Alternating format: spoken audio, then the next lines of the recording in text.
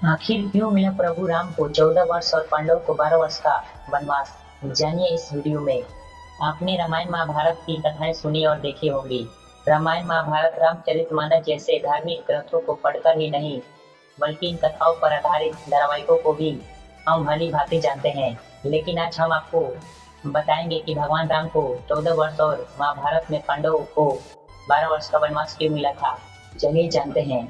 दरअसल राजा दशरथ की 3 पत्नियां थी, जिसमें दूसरी पत्नी का नाम केकई था। जब राजा दशरथ के पुत्र भगवान राम का राज्याभिषेक होने वाला था, तब मंथरा के बहकावे में आकर रानी केकई ने राजा दशरथ से अपने वचन मांगे। हालांकि राजा दशरथ भी वचनबद्ध थे। मंथरा के बहकावे में आकर रानी केकई ने राजा दशरथ से 14 वर्ष का वनवास मांगा और भरत को अयोध्या का राजा बनाने के लिए कहा। तब राजा दशरथ को वचनबद्ध होने के कारण दोनों वचन को मानना पड़ा। अब आपके मन में यह सवाल चल रहा होगा कि आखिर केकई ने 14 वर्ष के लिए ही वनवास क्यों मांगा, क्यों नहीं 10 साल 12 साल मांगा। तो चलिए इसके पीछे भी एक वजह है क्यों मिला राम को 14 वर्ष का वनवास। अयोध्या के प्रसिद्ध कथा वचन पवन दास शास्त्री बताते हैं कि त्रेता युग में एक व्यवस्था चल रही थी। एक नियम था कि यदि कोई राजा अपनी गद्दी 14 वर्ष तक छोड़ता है तो वह राजा बनने का अधिकार खो देता है। शायद यही वजह है कि रानी केकई ने भगवान राम के लिए 14 वर्ष का ही वनवास मांगा। अब आपके मन में सवाल चल रहा होगा कि महाभारत में आखिर पांडव के लिए 12 वर्ष का वनवास क्यों मिला।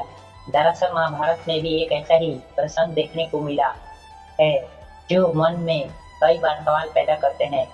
एक बार बाजी हारने के बाद कौरव ने पांडव के लिए 12 वर्ष के लिए वनवास और 1 वर्ष के लिए अज्ञातवास मांगा था। यानी कुल मिलाकर 13 साल राजपाट से पांडव को दूर रहना पड़ा। महाभारत के स्वप्निम मत ने नृत्यों में भी कौरव के इस चाल के पीछे भी द्वापर युग की एक अपनी अवस्था थी, एक अपना नियम था कि पवन दास शास्त्री बताते हैं कि इस नियम के मुताबिक यदि कोई राज्य वंशी 13 साल के लिए अपना राज्यपाट छोड़ता है तो वह शासन का अधिकार खो देता है। शायद यही कारण है कि कौरव पांडव के लिए 12 वर्ष का वनवास और 1 वर्ष का अज्ञातवास भेजा था। आपको यह जानकारी कैसी लगी मुझे कमेंट सेक्शन में जरूर बताएं और ऐसे ही वीडियो देखने के लिए हमारे चैनल को सब्सक्राइब जरूर करें।